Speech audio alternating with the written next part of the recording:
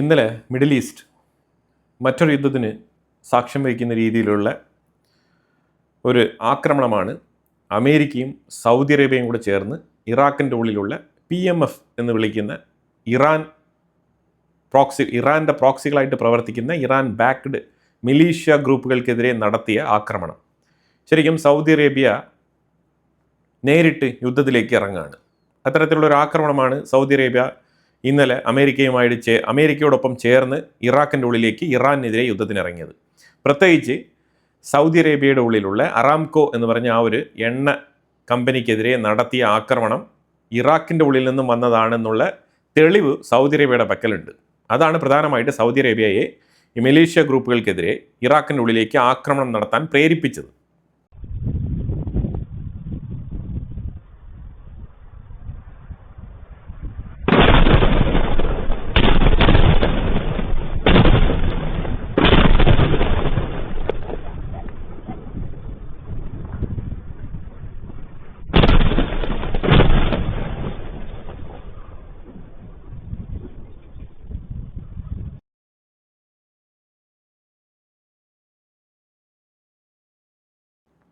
ഇതിനെതിരെ ശക്തമായ രീതിയിൽ ഇമ്മീഡിയറ്റ് ആയിട്ട് ഇറാൻ തിരിച്ചടിക്കുകയുണ്ടായി. എവിടെ? ജോർദാൻ ബേസിലേക്ക് ശക്തമായ രീതിയിൽ ഇമ്മീഡിയറ്റ് ആയിട്ട് അറ്റാക്ക്. അതിൽ 5 മിസൈലുകൾ അമേരിക്ക ഇന്റർസെപ്റ്റ് ചെയ്തു എന്നാണ് പറയുന്നത്.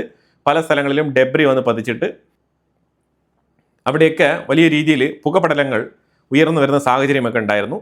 ഇനി അവിടെ ജോർദാൻ ബേസിൽ ഇനി എന്തെങ്കിലും നാശനഷ്ടങ്ങൾ ഉണ്ടോ എന്നുള്ളതൊക്കെ ഇനി പുറത്തു വരേണ്ട വിവരങ്ങളാണ്. ഇനി ഇതുമായിട്ട് ബന്ധപ്പെട്ട് കുറച്ചുകൂടി ഡീപ്പായിട്ട് നമ്മൾ നോക്കിക്കഴിഞ്ഞാൽ ഞാനിവിടെ വെക്കുന്ന മാപ്പ് നിങ്ങളൊന്ന് ശ്രദ്ധിച്ചോളൂ. ഇറാഖിൻ്റെ മാപ്പാണിത്. ഇറാഖിൻ്റെ പ്രൊവിൻസുകളെല്ലാം തന്നെ 5 പാർട്ടായിട്ട് തിരിച്ചുകൊണ്ട് 5 മേഖലകളിലേക്കാണ് അമേരിക്കയും സൗദി അറേബ്യയും ആക്രമണം നടത്തിയത്. ഈ ആക്രമണം നടത്തുന്നതിന് തൊട്ട് മുമ്പ് തന്നെ ഇറാഖിൻ്റെ ഉള്ളിലുള്ള എർബിൽ എന്ന് പറഞ്ഞ ഏരിയ കേന്ദ്രീകരിച്ച് അവിടുത്തെ കുർദ് കമ്മ്യൂണിറ്റിക്കെതിരെ ആക്രമണം നടത്തിയിട്ടുണ്ട്. സോഫാർ ഇതുവരെ കുർദ് കമ്മ്യൂണിറ്റികൾ ആ ബോർഡർ ഏരിയയിലുള്ള ഒരു 3 IRGC സെക്യൂരിറ്റി ഉദ്യോഗസ്ഥരെ വധിച്ചു എന്നുള്ളൊരു കേസ് മാറ്റി നിർത്തി കഴിഞ്ഞാൽ ഇറാൻ ഇപ്പോൾ ആക്രമണം നടത്തുന്ന രീതിയിൽ ഇറാൻ ഇപ്പോൾ കുർദിഷ് കമ്മ്യൂണിറ്റിക്ക് നേരെ ആക്രമണം നടത്തുന്നത് പോലെയുള്ള രീതിയിൽ ഒരു ആക്രമണവും കുർദിഷ് കമ്മ്യൂണിറ്റികൾ ഇറാൻ്റെ ഉള്ളിൽ ഇതുവരെ നടത്തിയിട്ടില്ല. പക്ഷേ തുടരെ ഇറാൻ കുർദിഷ് കമ്മ്യൂണിറ്റിക്ക് മേലിൽ ആക്രമണം കണ്ടിന്യൂസ് ആയിട്ട് നടത്തിക്കൊണ്ടിരിക്കുകയാണ്. ആ സാഹചര്യത്തിലാണ് ഇന്നലെ അതായത് ചൊവ്വാഴ്ച മുതൽ ബുധനാഴ്ച ആ ഒരു രാത്രിയിലാണ് ശരിക്കും അമേരിക്കയും സൗദി അറേബ്യയും അറ്റാക്ക് നടത്തുന്നത്. അമേരിക്ക സൗദി അറേബ്യയുമായിട്ട് ചേരാനുള്ള കാരണം എന്താണ്? കാരണം എർബിലിൽ സ്ഥിതി ചെയ്യുന്ന അമേരിക്കൻ ബേസിനെതിരെ നിരന്തരം ഇറാൻ ടാർഗറ്റ് ചെയ്തുകൊണ്ടേയിരിക്കുകയാണ്. കണ്ടിന്യൂസ് ആയിട്ട് കുറേ മാസങ്ങളായി അത് നടക്കാൻ തുടങ്ങിയിട്ട്. പലപ്പോഴായിട്ട് അതിൻ്റെ വീഡിയോ ദൃശ്യങ്ങൾ നമ്മൾ തന്നെ പങ്കുവച്ചിട്ടുണ്ട്. അതുപോലെ തന്നെ സൗദി അറേബ്യയ്ക്ക് നേരെ ഈ മിലീഷ്യ ഗ്രൂപ്പുകളെ വെച്ചിട്ട് ഇറാൻ ഇൻഡയറക്റ്റ് ആയിട്ട് ആക്രമണം നടത്തുന്നുണ്ട്. ഞാൻ ഇന്നലെ തന്നെ എൻ്റെ വാർത്തയിൽ സൂചിപ്പിച്ചിട്ടുണ്ടായിരുന്നു. സൗദി അറേബ്യയുമായി ഇറാൻ തന്നെയാണ് ആക്രമണം നടത്തുന്നത് സൗദി അറേബ്യക്കെതിരെ. അതാണ് നമ്മൾ മനസ്സിലാക്കേണ്ടത്. അങ്ങനെ തന്നെയാണ് സൗദി അറേബ്യയും അതിനെ റീഡ് ചെയ്യുന്നത്. അപ്പോൾ അതുകൊണ്ട് തന്നെ സൗദി അറേബ്യ തലങ്ങും ശക്തമായ രീതിയിൽ ഇന്നലെ PMF പോപ്പുലർ മൊബിലൈസേഷൻ ഫോഴ്സ്, അതാണ് ഇറാൻ്റെ മിലീഷ്യ ഗ്രൂപ്പുകളുടെ പേര്. ഇത് പ്രധാനമായിട്ടും ഷിയ കമ്മ്യൂണിറ്റിയിൽപ്പെട്ട ഇറാൻ അനുഭാവികളാണ് അവിടെ. അപ്പോൾ ഇതിൽ 20 പേര് കൊല്ലപ്പെട്ടതായിട്ടും 36 പേർക്ക് ഗുരുതരമായിട്ടുള്ള പരിക്കുള്ളതായിട്ടും PMF തന്നെ പബ്ലിഷ് ചെയ്തിട്ടുണ്ട് വാർത്ത.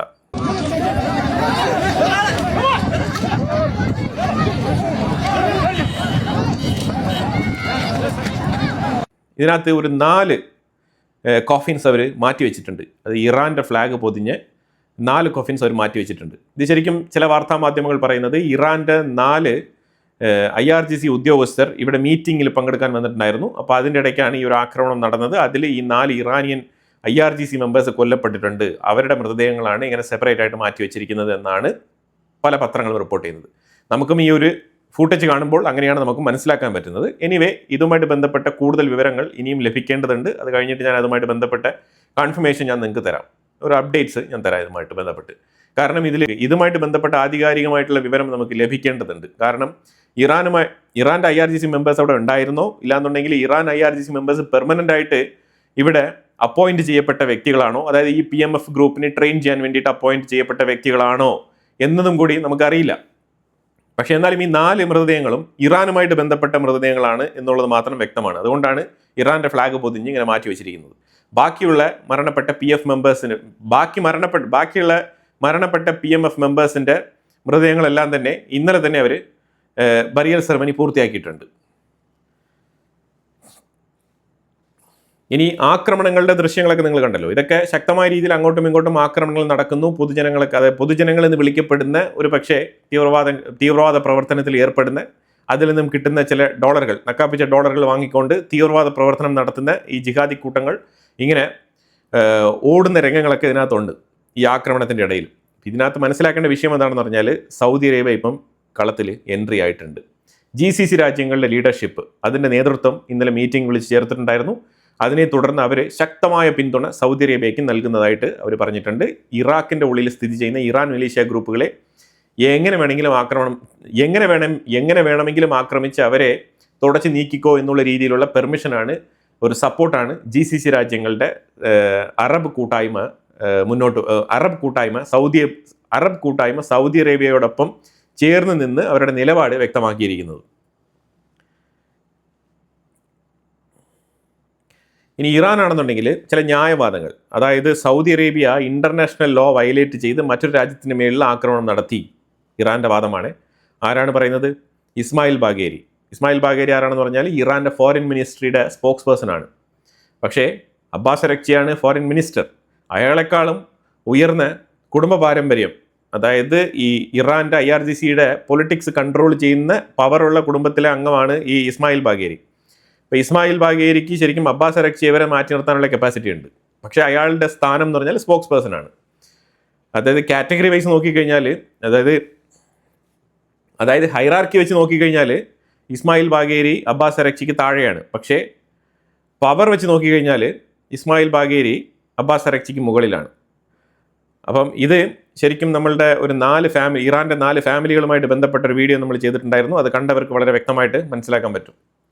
അപ്പോൾ ഇസ്മായിൽ ബാഗേരി പറഞ്ഞിരിക്കുന്നത് ഇന്റർനാഷണൽ ലോ വയലേഷൻ, അതായത് ഇവർ ഇറാഖിൻ്റെ ഉള്ളിൽ സ്ഥിതി ചെയ്യുന്ന കുർദിഷ് റീജിയനിൽ ഇർബിൽ പ്രൊവിൻസിൽ തുടരെ ആക്രമണങ്ങൾ നടത്തുന്നത് ഇന്റർനാഷണൽ വയലേഷൻ അല്ല.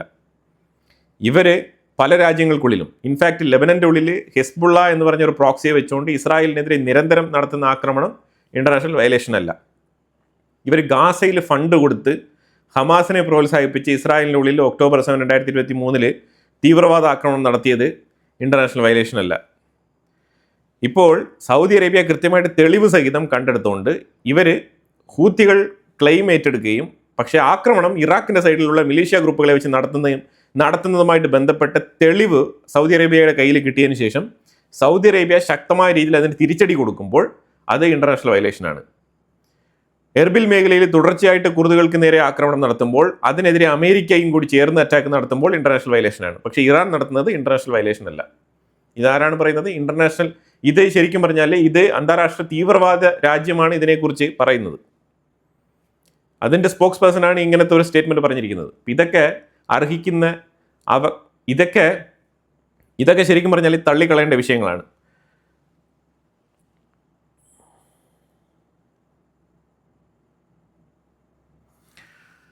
ഇനി നമ്മൾ മനസ്സിലാക്കേണ്ടത്, ഈ ആക്രമണം ശരിക്കും പറഞ്ഞാൽ മിഡിൽ ഈസ്റ്റിൽ മറ്റൊരു റീജിയണൽ കോൺഫ്ലിക്റ്റിന് തുടക്കം കുറിക്കുകയാണ്. അത് 100% ഉറപ്പുള്ള കാര്യമാണ്. ബെഞ്ചമിൻ നെതന്യാഹു അമേരിക്കയിൽ ഇരിക്കുമ്പോഴാണ് ഇങ്ങനത്തെ വിഷയങ്ങൾ ഇവിടെ നടക്കുന്നത് എന്നതും കൂടി നമ്മൾ ശ്രദ്ധേയമായിട്ട് അതിനോടൊപ്പം കൂട്ടി വായിക്കേണ്ടതുണ്ട്. എന്തുകൊണ്ടാണെന്ന് പറഞ്ഞാൽ, നെതന്യാഹു തീർച്ചയായിട്ടും ഇറാഖിൻ്റെ ഉള്ളിലുള്ള മിലീഷ്യ ഗ്രൂപ്പുകളെ, ഇറാൻ അനുകൂല മിലീഷ്യ ഗ്രൂപ്പുകളെ അറ്റാക്ക് ചെയ്യുന്നതുമായിട്ട് ബന്ധപ്പെട്ട വിഷയത്തിൽ ഹാപ്പിയാണ്. കാരണം ഹമാസ് ഗാസയ്ക്കുള്ളിൽ ചിന്നാഭിന്നമായിക്കൊണ്ടിരിക്കുകയാണ്. ഇന്നലെയൊക്കെ ഗാസയ്ക്കുള്ളിൽ ഹമാസിൻ്റെ ആയുധ ശേഖരങ്ങൾ കണ്ടെത്തി ആ ബിൽഡിംഗ് തന്നെ ആടിച്ച് തൂത്തുപറക്കി കളഞ്ഞിരിക്കുകയാണ് ഇസ്രായേൽ. അതുമായിട്ട് ബന്ധപ്പെട്ട ഒരു ഇമേജാണ് ഞാനിവിടെ വെച്ചിരിക്കുന്നത്. ഈ ബിൽഡിംഗ് ഹമാസിൻ്റെ ആയുധ ശേഖരങ്ങൾ ചേർത്ത് വെക്കുന്ന ഡെപ്പോ ആയിട്ട് പ്രവർത്തിച്ചിരുന്നതാണ്. ആ ബിൽഡിംഗ് ആണ് ഇസ്രായേൽ അടിച്ച് കളഞ്ഞിരിക്കുന്നത്. അതേപോലെ ലെബനൻ്റെ ഉള്ളിൽ നോക്കൂ. ലെബനൻ്റെ ഉള്ളിലും ഇന്നലെ ശക്തമായ രീതിയിലുള്ള ആക്രമണം.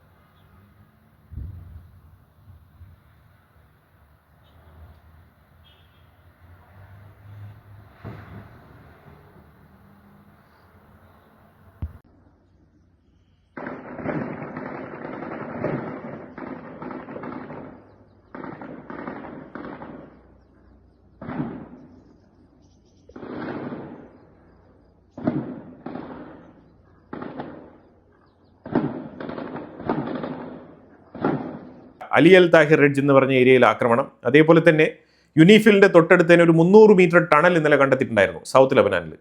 ആ ടണൽ മൊത്തത്തിൽ അടിച്ച് പൊട്ടിച്ച് കളഞ്ഞിരിക്കുകയാണ്.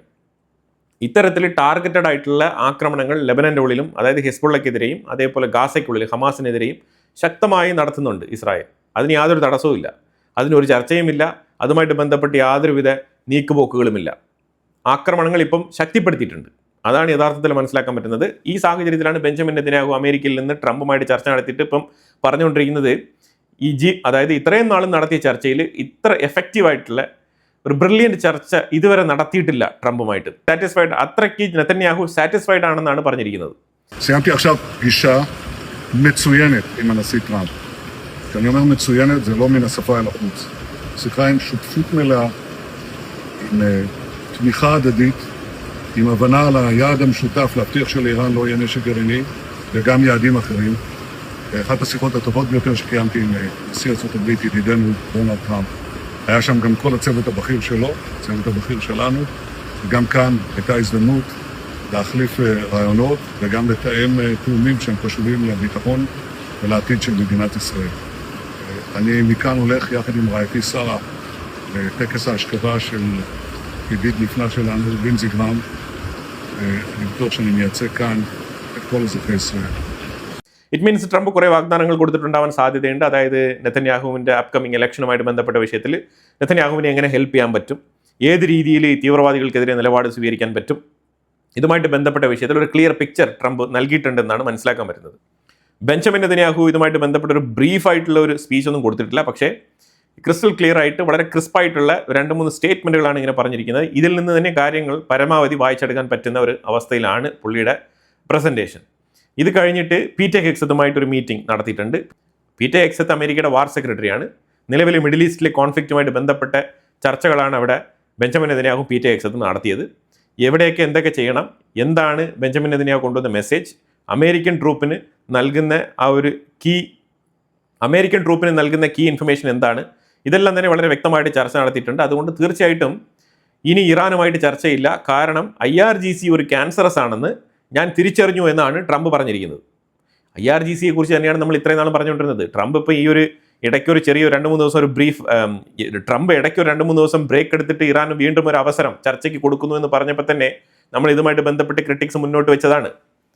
അതായത് അവിടെ കാര്യങ്ങൾ തീരുമാനിക്കുന്നത് ഈ ഡിപ്ലോമാറ്റിക് ചാനൽ വഴി ചർച്ച നടത്തുന്ന അബ്ബാസ് അറക്ചിയോ, ഗാലിബാഫോ അല്ലെങ്കിൽ പെസസ്കിയാനോ അല്ല. ഇറാൻ്റെ ഉള്ളിൽ കാര്യങ്ങൾ തീരുമാനിക്കുന്നത് IRGC ആണ്. അപ്പോൾ IRGC ഇന്നലെ പറഞ്ഞിരിക്കുന്നത് നിങ്ങൾ കേട്ടോളൂ. ഇപ്പം നിലവിൽ എണ്ണവില കുറച്ച് കുറഞ്ഞു, ഇപ്പം നിലവിൽ എണ്ണവില ഇച്ചിരി താഴോട്ട് പോയിട്ടുണ്ട്. അതിനെന്താണ് കാരണം വേറെ ഒന്നുമല്ല, ഇത്രയും നാളും സ്ട്രേറ്റ് ഓഫ് ഹോർമൂസിൽ കപ്പലുകൾ പോകുന്നില്ലായിരുന്നു. സ്ട്രേറ്റ് ഓഫ് ഹോർമൂസിൽ കപ്പൽ ഗതാഗതം തടസ്സപ്പെട്ടിരുന്നൊരു സാഹചര്യമാണ്. അത് ബാബൽ മന്ദേബിലും അതേ അവസ്ഥ തന്നെയായിരുന്നു. ഇപ്പം 2 ദിവസങ്ങളായിട്ട് ബാബൽ മന്ദേബിലൂടെ 36 ഷിപ്പുകൾ കടന്നു പോയിട്ടുണ്ട്. അതേപോലെ തന്നെ സ്ട്രേറ്റ് ഓഫ് ഹോർമൂസിലൂടെ 50-ലധികം കപ്പലുകൾ കടന്നു പോയിട്ടുണ്ട്. ഇതെല്ലാം തന്നെ മേജറായിട്ട് ഇറാൻ നിർണ്ണയിക്കുന്ന ഇറാൻ്റെ ആ ഒരു ചാനലിലൂടെയാണ് കടന്നു പോയിരിക്കുന്നത്. ഒമാൻ റൂട്ടിലൂടെ കടന്നു പോകുന്ന കപ്പലുകളുടെ എണ്ണം തീരെ കുറവാണ്. അപ്പോൾ IRGC പറഞ്ഞത് വേറെ ഒന്നുമല്ല, ഇറാനിന് സ്ട്രേറ്റ് ഓഫ് ഹോർമൂസിൽ 50% അവകാശം ഇല്ല. തീർത്ത് പറഞ്ഞിരിക്കുകയാണ്. എൻറ്റയർ സ്ട്രേറ്റ് ഓഫ് ഹോർമൂസിന് ഇറാനാണ് അവകാശി, ഞങ്ങളുടെ കൺട്രോളിലായിരിക്കും സ്ട്രേറ്റ് ഓഫ് ഹോർമൂസ്. അതിന് ഒമാനോ അല്ലെങ്കിൽ UAEയോ അല്ലെങ്കിൽ സ്ട്രേറ്റ് ഓഫ് ഹോർമൂസുമായിട്ട് ബന്ധപ്പെട്ട് കിടക്കുന്ന ഒരു രാജ്യങ്ങൾക്കും അതിനകത്ത് അവകാശം പറയാനില്ല എന്ന് പറഞ്ഞിട്ട് ഒരു ഡിക്റ്റേറ്റർഷിപ്പ് മാതൃകയിലുള്ള പ്രസ്താവനയാണ് പുറപ്പെടുവിച്ചിരിക്കുന്നത്. ഇതിനെന്താണ് കാരണം? അവരുടെ കോൺഫിഡൻസ്. അതായത് അമേരിക്ക ഇങ്ങനെയൊക്കെ ഒന്ന് രണ്ട് അറ്റാക്കൊക്കെ നടത്തിയിട്ട് ഇങ്ങനെ പോകും. നമുക്ക് കാര്യങ്ങൾ നമ്മൾ പറയുന്നത് പോലെ വരച്ച വരയിൽ നിർത്താം. മിഡിൽ ഈസ്റ്റ് രാജ്യങ്ങളെ നമ്മളുടെ ചൊൽപ്പടിക്ക് നിർത്തണം. മിഡിൽ ഈസ്റ്റിൽ പ്രത്യേകിച്ച് സ്ട്രേറ്റ് ഓഫ് ഹോർമൂസിൽ അവരാണ് എന്നുള്ള രീതിയിൽ ആധികാരികത ഉറപ്പിക്കുന്ന രീതിയിലുള്ള സ്റ്റേറ്റ്മെൻറ്റുകളാണ് ഇറാൻ തുടരെ പറഞ്ഞുകൊണ്ടിരിക്കുന്നത്. തീർച്ചയായിട്ടും സ്ട്രേറ്റ് ഓഫ് ഹോർമൂസുമായിട്ട് ബന്ധപ്പെട്ട വിഷയത്തിൽ അവർ മാപ്പ് കൃത്യമായിട്ട് വരച്ച് കാണിക്കുമ്പോൾ ഫിജൈറ പോർട്ടിൻ്റെ ഇപ്പുറത്ത് വരെ, അതായത് ഒമാൻ്റെ അങ്ങ് അറ്റം വരെ അവർ മാർക്ക് ചെയ്യുന്നുണ്ട്. ഈ പോർഷൻ എല്ലാം സ്ട്രേറ്റ് ഓഫ് ഹോർമൂസ് ആണെന്നാണ് അവർ പറഞ്ഞു വെക്കുന്നത്. അതായത് UAE പൈപ്പ് ലൈൻ ഇട്ട് ഒമാൻ ത്രൂ എണ്ണ സപ്ലൈ ചെയ്യാനിരിക്കുന്ന ഫിജൈറ പോർട്ടിൻ്റെ തൊട്ടിപ്പുറത്തെ ഒമാൻ ബോർഡർ വരെ അവരുടേതാണെന്നാണ്, അവരുടെ കൺട്രോളിലാണെന്നാണ് അവരുടെ നിരീക്ഷണത്തിലാണ്, അവരുടെ കൺട്രോളിലാണെന്നാണ് അവർ പറയുന്നത്. അപ്പോൾ ഇതിനുള്ള ഒരു പോം വഴി എന്ന് പറഞ്ഞാൽ ഇറാനെ അടിച്ച് ഒതുക്കുക എന്നുള്ളതാണ്. അല്ലാതെ മിഡിൽ ഈസ്റ്റ് രാജ്യങ്ങൾക്ക് ഒരു സർവൈവൽ ഇല്ല. കാരണം സ്ട്രേറ്റ് ഓഫ് ഹോർമൂസ് 24/7 ഇറാൻ്റെ കൺട്രോളിലായിരിക്കും. അവർ പറഞ്ഞ പൈസ അവർക്ക് കൊടുത്തിട്ട് കപ്പൽ കൊണ്ടുപോയാൽ മതി എന്ന് അവർ പറഞ്ഞു കഴിഞ്ഞാൽ ഈ മിഡിൽ ഈസ്റ്റ് രാജ്യങ്ങളെല്ലാം പെടും. ഇപ്പോൾ ട്രംപ് തന്നെ ഞാൻ താരിഫ് ഏർപ്പെടുത്താൻ പോകുന്നു എന്ന് പറഞ്ഞ ഉടനെ മിഡിൽ ഈസ്റ്റ് രാജ്യങ്ങളെല്ലാം തന്നെ പൈപ്പ് ലൈൻ വർക്കുമായിട്ട് ബന്ധപ്പെട്ട കോൺട്രാക്ട് എല്ലാം തന്നെ അമേരിക്കൻ കമ്പനിക്ക് കൊടുക്കാം എന്നുള്ള വാഗ്ദാനം പറഞ്ഞുകൊണ്ടാണ് അതിൽ നിന്നും തടി തപ്പിയത്. അപ്പോൾ വീണ്ടും ഇറാൻ ഇനി ഒരു താരിഫുമായിട്ട് വന്നു കഴിഞ്ഞാൽ ഇവരെങ്ങനെ തടി തപ്പും, ഇവരെങ്ങനെ സഹിക്കും? സോ അവിടെ വലിയ രീതിയിലുള്ള ഒരു കോൺഫ്ലിക്റ്റ് അത് ഇങ്ങനെ പെൻഡിങ്ങിൽ കിടക്കുകയാണ്. അത് ഏത് മൊമെന്റിലും പൊട്ടിത്തെറിക്കും. ഇപ്പോൾ അമേരിക്ക മാത്രമാണ് ഇപ്പോൾ ഈ യുദ്ധത്തിൽ മുന്നിട്ടിറങ്ങി നടത്തിക്കൊണ്ടിരിക്കുന്നത് എങ്കിൽ ഇപ്പോൾ സൗദി അറേബ്യയും കൂടി ഇതിൻ്റെ പാർട്ടാകുകയാണ്. സൗദി അറേബ്യയ്ക്ക് ഇറങ്ങാനുള്ള എല്ലാ സാഹചര്യവും ഇപ്പോൾ അമേരിക്ക ഒരുക്കി കൊടുത്തിട്ടുണ്ട്. കാരണം വേറെ ഒന്നല്ല, ഇപ്പം ഇറാഖിൻ്റെ പ്രൈം മിനിസ്റ്റർ അലി അൽ സാദി ആദ്യം അമേരിക്കയിലേക്ക് പോയി മടങ്ങി വന്നു. ഇനി സിറിയയിലേക്ക് പോകാനിരിക്കുന്ന സാഹചര്യം, അതുപോലെ സിറിയ, തുർക്കി, സൗദി അറേബ്യ ഈ 3 രാജ്യങ്ങളും കൂടി സന്ദർശിക്കാൻ വേണ്ടി ഇരിക്കുന്ന ഒരു സാഹചര്യത്തിൽ ശരിക്കും അമേരിക്കയും സൗദി അറേബ്യയും ചേർന്ന് ഇറാഖിൻ്റെ ഉള്ളിലുള്ള ഇറാനിയൻ മലേഷ്യ ഗ്രൂപ്പുകളായിട്ടുള്ള PMF ഗ്രൂപ്പിനെതിരെ നടത്തിയ ആക്രമണത്തിനെ കണ്ടംപ്റ്റ് ചെയ്തുകൊണ്ട് ഇറാഖ് ഒരു പ്രസ്താവന പുറപ്പെടുവിച്ച ഉടനെ തന്നെ അതിൻ്റെ സൊല്യൂഷൻ ട്രംപ് പുറത്തുവിട്ട് കഴിഞ്ഞു. അലി അൽ സാദി പെട്ടെന്ന് തന്നെ ഡിപ്ലോമാറ്റിക്കലി ഒരു സ്റ്റേറ്റ്മെൻറ്റ് പുറത്തിറക്കിയിട്ട് അമേരിക്കയും നോവിക്കാതെ, സൗദി അറേബ്യയും വേദനിപ്പിക്കാതെ, ഇറാനെയും വേദനിപ്പിക്കാത്ത രീതിയിൽ ഒരു സ്റ്റേറ്റ്മെൻറ്റ് പുറപ്പെടുവിച്ചിട്ട് വളരെ സുഖമായിട്ട് അങ്ങ് ഇരിക്കാം എന്ന് വിചാരിച്ച സമയത്താണ് ട്രംപ് പറഞ്ഞത്, ഞങ്ങൾ ഒരു രാജ്യത്തിൻ്റെ അന്താരാഷ്ട്ര ലോയും ലംഘിച്ചിട്ടില്ല. ഇൻഫാക്റ്റ് ഞങ്ങൾക്ക് ഇറാഖിൻ്റെ ഉള്ളിൽ ബേസ് ഉണ്ട്. സൗദി അറേബ്യയ്ക്കാണെന്നുണ്ടെങ്കിൽ സൗദി അറേബ്യയുടെ ഉള്ളിൽ പ്രവർത്തിക്കുന്ന അറാംകോ ഓയിൽ റിഫൈനറിക്ക് മേളിൽ ആക്രമണം നടത്തിയത് ഇറാഖിൽ നിന്നുമാണ് എന്നുള്ളതിൻ്റെ തെളിവിൻ്റെ അടിസ്ഥാനത്തിലാണ് ഞങ്ങൾ ആക്രമണം നടത്തിയിരിക്കുന്നത്. അതുപോലെ തന്നെ ആക്രമണം നടത്തുന്നതിന് മുമ്പ് തന്നെ ഞങ്ങൾ ഇറാഖിനെ അറിയിച്ചിട്ടുണ്ട്. ഇറാഖിൻ്റെ അറിവോടുകൂടിയാണ് ഞങ്ങൾ ഈ ആക്രമണം നടത്തിയിരിക്കുന്നത് എന്നുള്ള രീതിയിലുള്ള വെളിപ്പെടുത്തൽ ട്രംപ് നടത്തിയിട്ടുണ്ട്.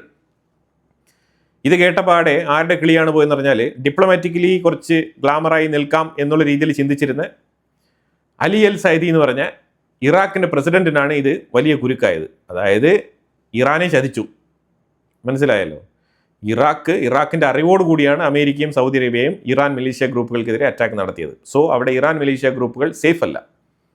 ഇത് പ്രധാനപ്പെട്ട ഒരു പ്രശ്നമായിട്ട് ഹൈലൈറ്റ് ചെയ്യപ്പെടുന്നുണ്ട്. അപ്പം ഇറാൻ ശരിക്കും ഇറാഖിൻ്റെ മേളിൽ കലിപ്പ് തീർക്കാനുള്ള സാധ്യതയുണ്ട്. അതുമാത്രമല്ല, സൗദി അറേബ്യ നിങ്ങൾ നേരിട്ട് രംഗത്തിറങ്ങിക്കഴിഞ്ഞു, ഇനി നിങ്ങൾക്കെതിരെ ഞങ്ങൾ ശക്തമായ രീതിയിൽ പ്രതികരിക്കും, ആക്രമണങ്ങൾ തുടരെ നടത്തുമെന്ന് ഇറാൻ വെല്ലുവിളി ഉയർത്തുന്നുമുണ്ട്.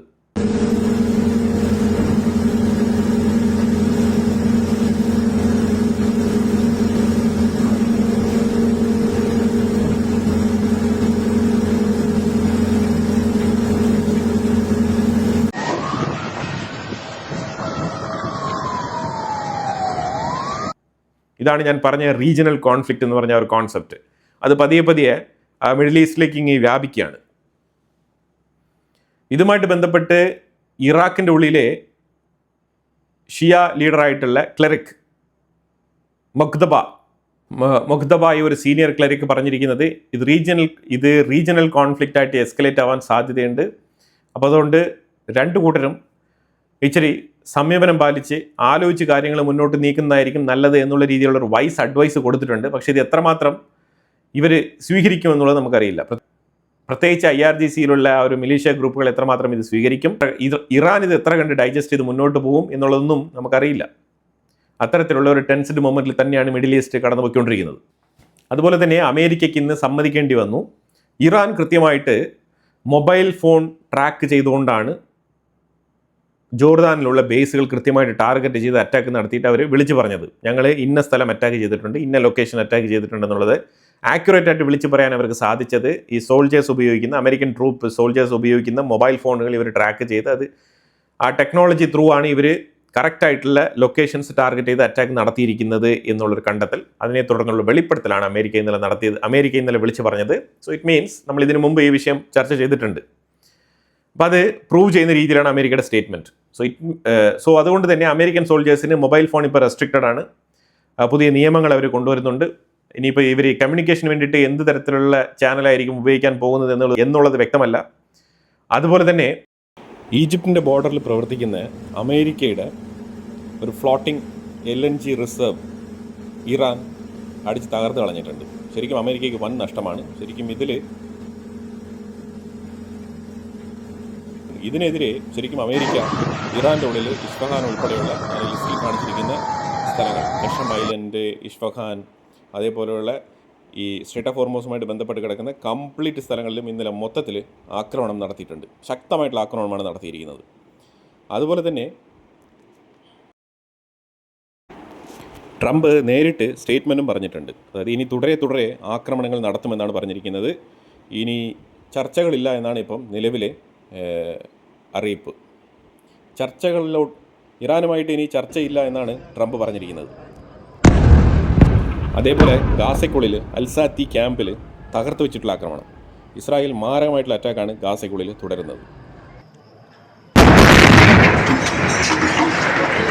يا ولدي عفو الله في نص الشارع يا عفو الله لا اله الا الله يا ولدي لا اله الا الله صاروخين مع بعض انفجروا.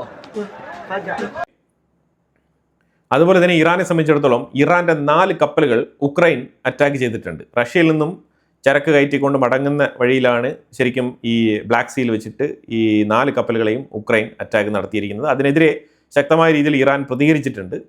അവർക്ക് ആക്രമണം നടത്തിക്കൊണ്ട് പ്രതികരിക്കാൻ വയ്യ ഈ ഒരു സാഹചര്യത്തിൽ. അപ്പോൾ അവർ പറഞ്ഞിരിക്കുന്നത് ഈ 4 കപ്പലുകൾ ആക്രമിച്ചത്, അപ്പം ഉക്രൈൻ പറഞ്ഞിരിക്കുന്നത് ഈ 4 കപ്പലുകൾ ആക്രമിച്ചത് ഇറാൻ്റെതാണെന്ന് അറിഞ്ഞുകൊണ്ട് ഇൻറ്റൻഷനലി നടത്തിയ അറ്റാക്കല്ല, ഞങ്ങൾ യുദ്ധമുഖത്താണ്. സോ അത് റഷ്യയുടെ സൈഡിൽ നിന്ന് വന്ന കപ്പലുകളായതുകൊണ്ടാണ് ഞങ്ങൾ അറ്റാക്ക് നടത്തിയത്. ഇതിനകത്ത് ഇറാനുമായിട്ട് ഞങ്ങൾക്ക് ഒന്നും തന്നെ ചെയ്യാനില്ല. ഇതുപോലെ തുർക്കിയുടെ കപ്പലുകൾ ആക്രമിക്കപ്പെട്ടിട്ടുണ്ട്. അതുപോലെ നിരവധി മറ്റുള്ള രാജ്യങ്ങളുടെ കപ്പലുകളും ആക്രമിക്കപ്പെട്ടിട്ടുണ്ട്. ഇത് പാർട്ട് ഓഫ് ദ വാറാണ്. റഷ്യയുമായിട്ട് ബന്ധപ്പെടുന്ന കപ്പലുകളെയാണ് ഞങ്ങൾ ടാർഗറ്റ് ചെയ്യുന്നത്. സോ അതിനകത്ത് ഈ കപ്പലുകൾ ഉൾപ്പെട്ടതിൽ ഞങ്ങൾക്ക് ഒന്നും ചെയ്യാനില്ല എന്നാണ് ഉക്രൈൻ ഇറാന് കൊടുത്തിരിക്കുന്ന മറുപടി. പക്ഷേ എന്നാലും 2 രാജ്യങ്ങളും അവരവരുടെ ഹൈ കമ്മീഷണർമാരെ വിളിച്ചു വരുത്തി എക്സ്പ്ലനേഷൻ ചോദിച്ചിട്ടുണ്ട്. അതിലൊന്നും കാര്യമില്ല.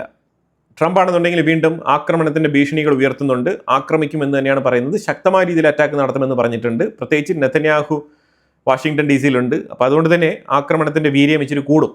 അപ്പോൾ ഇപ്പം നമ്മൾ മിഡിൽ ഈസ്റ്റുമായിട്ട് ബന്ധപ്പെട്ട ഒരു clear picture Israel, Lebanon, Iran, Iraq, Saudi Arabia, Jordan, Bahrain, Kuwait, Qatar, UAE, Oman, ഇത്രയും മേഖലകളും കോൺഫ്ലിക്റ്റിലേക്ക് ഇപ്പം ഉൾപ്പെട്ടിരിക്കുകയാണ്. ഇതിൻ്റെ എല്ലാം ടോപ്പ് ലെവലിൽ അമേരിക്കയും ഉണ്ട് താനും. ഇതാണ് നിലവിലെ പിക്ചർ. ഈ വിഷയവുമായിട്ട് ബന്ധപ്പെട്ട നിങ്ങളുടെ അഭിപ്രായങ്ങൾ കമൻറ്റ് ബോക്സിൽ രേഖപ്പെടുത്തുക. കൂടുതൽ വാർത്തകളുമായിട്ട് അടുത്ത വീഡിയോയിൽ വരാം. Thank you so much.